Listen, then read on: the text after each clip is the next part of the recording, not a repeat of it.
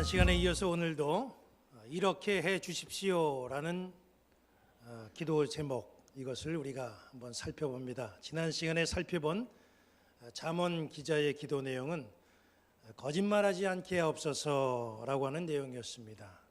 사람에게는 거짓말이 통해도 하나님에게는 어림없다는 사실을 언제나 인식하시고 참된 말로서 인간관계를 잘 만들어가는 성도들이 되시기를 다시 한번 주의 이름으로 간절히 축원합니다. 오늘 우리가 보는 이 잠언 기자의 기도 제목은 필요한 양식으로 먹이시옵소서입니다. 잠언 기자는 필요한 양식으로 살기를 원했습니다. 그리고 그렇게 되기 위해서 가난하게도 말고 부하게도 말고 적정한 수준에서 그렇게 필요한 대로만 살아가게 해달라, 그렇게 기도하고 간구합니다. 오늘 잠언 기자의 이 기도 제목을 우리는 마음속에 담고 한번 은혜를 나누도록 하겠습니다. 먼저 가난하게 살지 않게 하옵소서라고 하는 간구를 봅니다. 우리는 하나님 앞에 기도할 때에 이유를 분명하게 말해야 됩니다. 지금 여기 잠언 기자는 가난하지 않게 하옵소서 그렇게 기도했는데 왜 가난하지 말아야 되는가? 왜 가난하면 안 되는가? 이 이유가 분명히 있어야 됩니다. 여기 본문 보니까 이 잠언 기자가 가난을 피하게 해주십시오라고 하는 이유를 9절에 말씀하고 있습니다. 여기 9절 중반절부터 보면 홍내가 가난하여 도둑질하고 내 하나님의 이름을 욕되게 할까 두려워함이니이다 그랬습니다. 가난하면 도둑질할까 봐, 그래서 하나님의 이름이 욕될까 봐 가난을 피하게 달라, 이런 거예요. 그게 이유입니다. 범죄 가운데 생계형 범죄가 있죠. 당장 먹을 것이 없다 보니까 도둑질을 해서라도 생계를 유지하기 위해 범죄를 저지르는 그런 경우가 있습니다. 하나님을 믿는 내가 먹을 게 없어가지고 남의 거 도둑질하고 그 일이 세상에 드러나고 그 일로 인하여서 세상 사람들에게 저 교회 다닌 사람이네, 저 하나님 믿는 사람이네, 이렇게 비난받는다고 한다면 그게 결국 하나님의 영광을 가리게 되는 것이니 하나님의 영광 가리지 않기 위해서 가난을 피하게 달라, 이런 기도입니다. 우리는 생활이 어렵고 궁핍할 때에 삶의 여유를 달라고 하나님 앞에 기도할 때가 있습니다. 왜 궁핍함을 벗어나게 해달라고 그렇게 기도를 하는 거죠? 나도 한번 떵떵거리고 보란듯이 폼재면서 살고 싶어서 그렇게 간구하는 겁니까? 그동안 나를 업신여겼던 사람들에게 좀 의시되고 싶어서입니까? 나도 남들처럼 누려보고 즐겨보고 싶어서입니까? 기도할 때는 이유가 중요합니다. 가난하면 도둑질할 수 있고 도둑질하게 되면 하나님의 이름을 더럽힐 수 있기 때문에 가난을 좀 피하게 해주십시오, 이렇게 기도한 잠언 기자의 이 기도 속에서 이 기도자가 얼마나 하나님을 의식하고 하나님을 생각하고 살아가는지 우리는 잘 알 수가 있습니다. 기도할 때에 하나님이 감동될 만한 이유를 다 준비해 놓고 기도해 보시기 바랍니다. 그러면 틀림없이 이루어집니다. 두 번째, 우리가 간구한 이 기도 내용, 부자가 되지 않게 해주십시오, 이 부분을 또 우리가 살펴봅니다. 이 기도의 간구는 좀 이해가 안 됩니다. 가난을 피하게 해주십시오, 이것은 우리가 충분히 이해가 되지만 부자가 되지 않게 해달라, 이렇게 기도하는 사람이 과연 몇 명이나 되겠습니까? 또 지금 잠언 기자가 이런 기도를 드렸는데 이 기도를 우리가 어떻게 이해할 수 있어요? 부자가 돼가지고 남을 돕는 자가 되게 해주십시오. 부자가 되어서 주의 일에 더욱더 힘쓰는 자가 되게 해주십시오. 부자가 되어서 좀 선교도 많이 하게 해주십시오. 우리는 이런 기도를 드리지 아예 부자가 되지 않게 해달라, 이런 기도를 드리는 경우는 흔치가 않습니다. 거의 없습니다. 찾아보기 힘들지요. 그런데도 이 잠언 기자의 이 기도 내용을 보니까 이 사람은 부자도 되지 않게 해달라는 거예요. 그러면 이 사람이 왜 이런 기도를 드리는 걸까요? 여기에도 이유가 있습니다. 그 이유가 9절 상반절에 나와 있죠.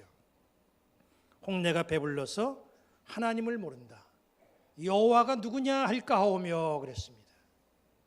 부자가 되면 하나님과 멀어질까 두렵기 때문이라는 거예요. 이 잠언 기자의 기도의 제목을 보면 하나님을 그 어느 것보다도 우선순위에 두고 있다라는 것을 잘 알 수가 있죠. 이 잠언 기자의 기도의 제목을 보면 이 사람이 얼마나 하나님을 생각하고 살아가는지를 너무나 우리는 잘 알 수가 있습니다. 머릿속에 하나님을 늘 생각하고 인생길을 살아가겠다, 그렇게 마음먹은 의지가 이 사람 모습 속에 아주 가득 담겨져 있어요. 자기의 행동 속에 하나님을 욕되게 하고 하나님의 영광을 가리는 일이 없도록 조심하는 마음의 자세, 그것이 이 기도 속의 제목 속에 그대로 다 담겨져 있습니다. 여기 앉아있는 우리는 어떤가요? 우리도 많이 기도하지요. 우리는 신앙의 삶으로 우리는 살아간다고 우리는 늘 이야기합니다. 그런데 여러분, 하나님과 멀어질까 염려해 본 적 있습니까? 내가 이렇게 믿다가는 하나님이 나에게서 등을 돌리시지, 이런 위기의식 여러분 가져본 적 있습니까? 하나님의 이름이 나로 인하여서 더럽혀질까 봐 두려워해 본 적 있습니까? 하나님의 이름이 아닌 자기 이름이 더럽혀질까 봐 애쓰는 사람은 제가 종종 봤습니다. 자기 때문에 사람들이 주님의 몸된 교회를 막 비방해요. 지금 교회에 주님의 이름이 막 더럽혀지고 있는 게 자기 때문이에요. 그래도 자기 자리 뺏기지 않으려고 막 고소도 하고 고발도 하고 문제를 더 크게 일으키는 그런 모습들을 우리는 이 사회에서, 이 한국교회 안에서 종종 보게 됩니다. 우리는 잠언 기자가 고민한 이 기도의 제목을 좀 진지하게 생각해 볼 필요가 있습니다. 잠언 기자는 배가 부르면 하나님과 멀어질 수 있다, 이런 두려움을 갖고 있었어요. 배가 부르게 되면 하나님과 멀어지고 하나님 잊어버리게 됩니까? 반드시 그런 건 아니지요. 모두가 그렇지는 않습니다. 배 부르고 등 따뜻해도 겸손하게 하나님 잘 섬기고 열심히 헌신하는 그런 사람들 있습니다. 그러나 통계적으로 보면 배가 부르고 등이 따뜻하면 하나님과 멀어지는 경우가 많다라는 거예요. 이게 성경이 이것을 증명을 합니다. 이스라엘 백성들을 보면요, 이 사람들은 뭐 처음부터 넉넉하거나 여유 있는 그런 백성들이 아니었어요. 이 사람들은 애굽에서 400년이 넘도록 노예 생활하던 아주 비참한 사람들이었습니다. 굉장히 고통받고 학대받던 그런 사람이었습니다. 그런데 하나님은 그런 백성들을 해방시켜 주었죠. 광야를 지나게 하고 광야를 지나는 동안에 만나와 메추라기를 먹이셨습니다. 가나안 땅을 주시고 여유 있게 살도록 여건을 허락하셨습니다. 이스라엘이 가나안 땅에 들어와서 거기에 정착을 하고 농사를 지면서 이제 슬슬 배가 불러지기 시작했어요. 땅을 얻게 되고 스스로 농사지어서 하나님이 안 주셔도 자기들이 먹을 거리 얻게 되었고 창고에 이제 곡식이 쌓여가게 되었고 배부르게 되니까 하나님에 대한 간절함이 사라지게 됐어요. 하나님의 간섭하는 것도 싫어졌습니다. 하나님은 사람은 환경에 따라 능히 달라질 수 있다, 이런 마음을 잘 알고 계셨기 때문에 이스라엘 백성들로 하여금 광야에서 신신당부하면서 경고의 말씀을 주셨죠. 신명기 6장 10절부터 12절까지의 말씀이 바로 하나님께서 이스라엘에게 주는 당부의 말씀, 경고의 말씀입니다. 내 하나님 여호와께서 내 조상 아브라함과 이삭과 야곱을 향하여 내게 주리라 맹세하신 땅으로 너를 들어가게 하시고 내가 건축하지 아니한 크고 아름다운 성읍을 얻게 하시며 내가 채우지 아니한 아름다운 물건이 가득한 집을 얻게 하시며 내가 파지 아니한 우물을 차지하게 하시며 내가 심지 아니한 포도원과 감람나무를 차지하게 하사 내게 배불리 먹게 하실 때에 너는 조심하여 너를 애굽 땅 종되었던 집에서 인도하여 내신 여호와를 잊지 말고 그랬습니다. 하나님의 은혜로 이스라엘은 가나안 땅을 차지했습니다. 집을 얻었고 배불리 먹게 됐습니다.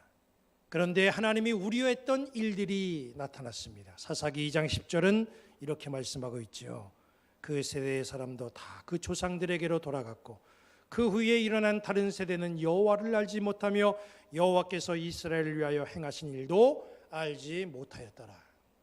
배가 부르니까 하나님의 필요성을 느끼지 못했어요. 자녀들에게 하나님을 섬기는 걸 가르치지 않았습니다. 그때부터는 물질 없는 방법만 가르쳤어요. 그 당시에도 법궤는 존재했습니다. 제사장도 있었어요. 형식과 제도는 존재했습니다. 그러나 신앙의 알맹이는 없었어요. 말씀이 전달되지 않는 이스라엘 공동체는 하나님과 하나님의 역사를 잃어버리게 됐던 거예요. 결국에 이방 민족들에게 그들은 고통 다시 당하며 다시 배고픔과 고난을 겪어야만 됐습니다. 잠언 기자가 중요하게 생각한 그 포인트는 부자가 되는 게 아니에요. 부자가 됐을 때 발생할 수 있는 하나님과 멀어지는 것, 이거를 그는 중요하게 생각했습니다.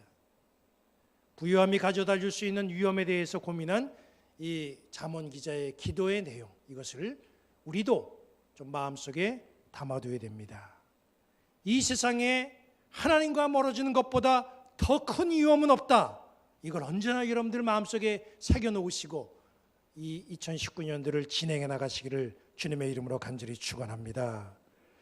마지막으로 필요한 양식으로 나를 먹이시옵소서라고 하는 기도의 제목을 좀 봅니다. 오늘 본문에서 잠언 기자가 강조하고 원하는 것은 필요한 양식이에요. 필요한 양식이라고 하는 것은 그건 뭘 말하는 겁니까? 그 이면에는 불필요한 양식이 있다는 거 아니겠어요? 하나님이 우리에게 공급해 주시는 것은 필요한 겁니다. 사탄도 우리에게 공급하는 게 있어요. 그건 뭐냐면 불필요한 양식이에요. 하나님은 에덴 동산에 각종 먹을 열매들을 두시고 아담과 하와에게 필요한 대로 먹어라, 충분히 공급할 것을 준비해 놓으셨어요. 동산 중앙에 나무 하나가 있었는데 그 나무에는 선악을 알게 하는 열매가 달려 있습니다. 그 나무 열매만큼은 아담과 하와에게 불필요한 열매예요. 그거 먹지 않아도 얼마든지 아담과 하와는 에덴 동산에서 행복하게 살아갈 수가 있습니다. 얼마든지 에덴 동산의 열매들을 먹으면서 필요를 충분히 채울 수가 있어요. 그런데 사탄은 그 불필요한 열매를 먹도록 아담과 하와를 유혹하죠. 사탄은 동산 중앙에 있는 그 선악을 알게 하는 열매를 먹으면 하나님처럼 된다, 그렇게 말합니다. 선악과는 필요한 열매가 아닙니다. 욕구를 채우는 우리에게는 아주 독과 같은 불필요한 열매예요. 불필요한 양식 선악과를 먹은 인간은 그때부터 필요에 따라 살기보다는 욕구에 따라 살기를 원했어요. 하나님은 이스라엘 백성들이 가나안에 들어가서 필요한 양식으로 살아가기를 원했습니다. 그래서 광야를 지나는 동안에 만나를 내려주시면서 필요한 양식으로 살아가는 게 이런 삶이다라는 것을 철저하게 훈련시키셨어요. 그래서 광야를 지나는 동안에 만나를 먹으면서 이스라엘 백성들은 훈련을 잘 받는가 했습니다. 만나라고 하는 것이 특징이 있는데 세 가지의 특징을 갖고 있습니다. 그 첫 번째 특징이 뭐냐 하면 이 만나는 매일 내린다는 거예요. 두 번째 특징은 많이 거둬도 남지 않고 적게 거둬도 모자라지 않는다는 거예요. 셋째 특징이 뭐냐 하면 하루가 지나면 이 만나는 썩어버린다는 거예요. 그러니까 만나가 매일 내리기 때문에 그날 그냥 거두기만 하면 돼요. 그런데 어떤 사람들은 내일이 염려돼서 내일 또 안 내리면 어떻게 되나, 이런 염려 때문에 만나를 비축합니다. 그런데 그 다음날 보니까 비축했던 만나는 다 썩어버렸어요. 아무리 많은 양을 거둔다고 해도 내일 되면 다 썩어버린다. 우리가 이걸 확실하게 각인되고 살아간다고 한다면 오늘 필요한 그 이상을 거둘 필요는 없지요. 그렇게 거두지 않고 우리는 세상을 삽니다. 우리 인간의 탐욕을 부추긴 것은 저장 능력이에요. 저장고가 발달되면서 비축하는 일이 생기고 양식을 비축하면서 끝없이 끌어모으는 탐욕을 만들어냈습니다. 만나는 비축할 수 없는 일용할 양식입니다. 하나님은 이걸 이스라엘 백성들에 내려주면서 너희들 가나안 땅에 들어가서도 이런 정신으로 살아가야 된다. 이 필요한 양식으로 살아가라. 하나님은 그렇게 훈련시키고 가르치고 그렇게 살기를 원했습니다. 그래서 만나를 40년 동안 내려주시면서 필요한 양식으로 살아가는 습관을 몸에 배도록 그렇게 만들어 주셨어요. 예수님도 주기도문을 통해서 일용할 양식을 말씀하셨죠. 그런데 우리는 이게 성경적으로 틀림이 없고 이게 맞는 것 같은데 이런 방법이 우리에게는 영 불안합니다. 머리로는 충분히 이해하겠는데 이걸 막상 행동하려고 하니까 여러분 이게 어렵죠. 지금도 좋지만 선악과 먹으면 지금보다 더 나아진다는데 이런 유혹을 거부할 절제심이 과연 나에게 있는가? 우리가 매일매일 필요한 양식에 만족하면서 주님이 가르쳐 주신 일용한 양식을 달라고 그렇게 우리는 정말 기도할 수 있을까? 우리가 일용할 양식을 위한 기도, 이 기도가 불편하고 불안하다고 한다면 우리는 이미 욕구와 욕망이 우리 속에 자리를 잡고 있구나라는 사실을 알아야 됩니다. 필요 이상이 되면 넘치죠. 넘치는 것은 불필요한 것이 됩니다. 넘치는 것은 우리에겐 소용이 없어요. 그런데 우리는 늘 넘치기를 바랍니다. 저는 실제로 필요한 양식으로 사셨던 믿음의 권사님을 보았습니다. 지금도 가끔 그 권사님 생각이 나요. 제가 강화교동에서 목회를 할 때 일입니다. 제가 강화교동에 있는 양갑교회 부임하기 며칠 전에 양갑교회가 도대체 어떤 교회인가 교동에 한 번도 가본 일도 없고 그 교회도 그 교회 이름이 나오기 전까지는 알지 못했던 그런 교회였습니다. 그래도 그곳에 부임하게 되니까 우선 그 교회가 어떤지 한번 봐야 되겠다 생각해서 그 교회를 찾아갔습니다. 교회 사택 앞 텃밭에 80 중반의 할머니가 풀을 뽑고 계셨는데 귀가 좀 어두우셨어요. 큰 소리로 대화를 나누다 보니까 그 양각교회 권사님이셨습니다. 교회 밑에 정말 토담집으로서 다 쓰러져가는 단칸방 그 초가집에 홀로 기거하시면서 그렇게 살아가시는 할머니 권사님이셨어요. 그분의 일과는 교회 마당 풀 뽑고 교회 텃밭을 가꾸시는 거, 이게 그분의 하루 일과입니다. 생활비는 정부에서 매달 지원하는 매달 생활보조금으로 드리는 40만 원, 이것이 전부였어요. 생계수단이 오직 정부 보조금뿐인데 이분은 어떻게 된 게 절기 때가 되면 은행에 가서 제법 아주 큰 돈을 찾아다가 절기연금을 하시는 거예요. 제가 생활이 걱정돼 가지고 이렇게 해도 되는 겁니까? 이렇게 물어보면 그냥 웃기만 하십니다. 제가 속으로 저렇게 헌금하시면 생활은 어떻게 하시지? 목사인 제가 시험에 들 뻔했어요. 어느 해인가 바람이 몹시 불었는데 그 권사님 집이 통째로 날아갔습니다. 그래서 그 교회에서는 그분을 위해서 교회 뒤에다가 조립식 집을 지어드렸어요. 몇 년이 지난 어느 날 그 권사님이 목사관을 찾아와서 주머니에서 뭘 주섬주섬 꺼내시는데 보니까 1,000만 원짜리 수표를 꺼내시는 거예요. 저는 그때 1,000만 원짜리 수표 처음 봤습니다. 그분이 하시는 말씀이 이 수표를 하나님께 바치겠다는 거예요. 저는 그걸 받고 그날 밤에 교회에 가서 기도하면서 이런 질문을 해봤습니다. 목사인 내가 그 권사님보다 정말 믿음이 좋은가? 그분은 그렇게 일용할 양식으로 살아가는데 목사인 내가 정말 일용할 양식으로 살아가고 있는가? 저는 기도하면서 스스로에도 묻고 하나님 앞에서도 엎드려서 정말 회개 기도를 드렸습니다. 그 일이 있고 일주일 뒤에 그 권사님은 세상을 떠나셨어요. 쌓아놓지 않고 일용할 양식으로 세상을 사셨던 그 권사님의 신앙, 그 신앙의 모습은 아직도 제 마음속에 살아있고 저에게는 아주 깊은 감명을 갖고 제가 살아가고 있습니다. 저는 그 권사님이 별세하시고 장례 예배 드릴 때에 상당히 많이 울었습니다. 지금까지 제가 거의 30년을 목회하면서 교인 장례 예배 드리면서 울어본 적은 내가 볼 때는 기억이 없어요. 저희 부모님 돌아가셨을 때도 그렇게 울어보질 못했습니다.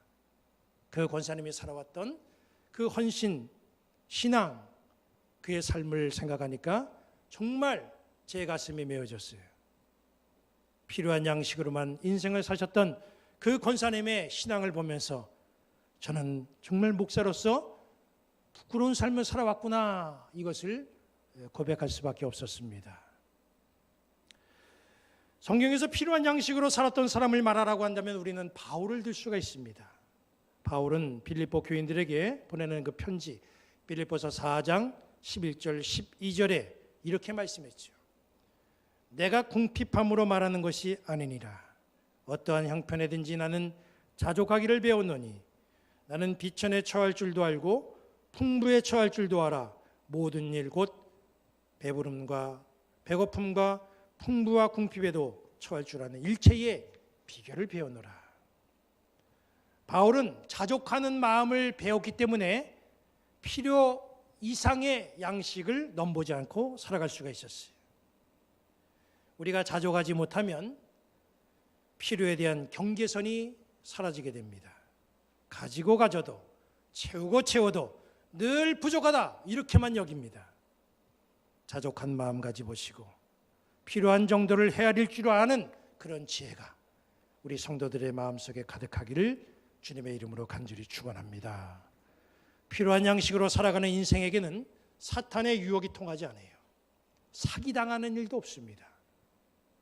우리가 드리는 소원의 기도들, 그것이 내 인생의 도움도 필요도 아닌 욕구를 구하는 기도가 아닌지 우리 한번 돌아보시기를 바랍니다.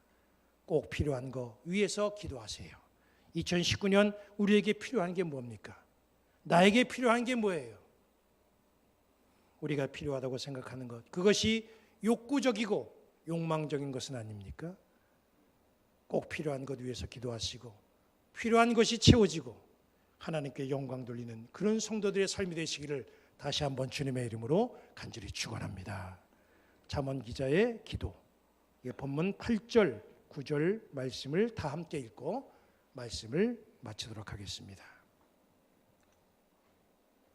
함께 읽겠습니다. 시작.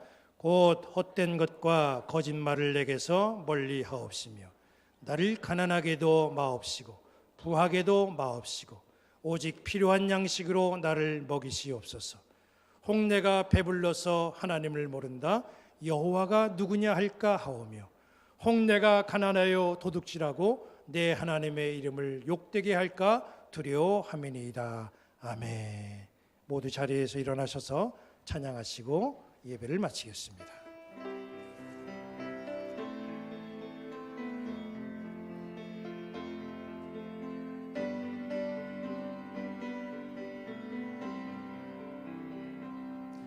눈으로 사랑을 그리지 말아요. 입술로 사랑을 말하지 말아요. 영원한 사랑을 바라는 사람은 사랑의 진리를 알지요. 참 사랑은 가난함도 부요함도 없어요. 괴로움도 즐거움도 주와 함께 나눠요. 나의 가장 귀한 것 그것을 주는 거예요.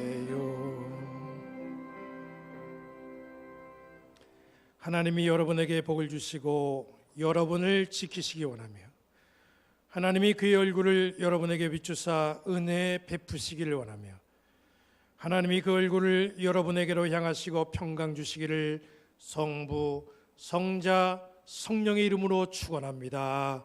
아멘.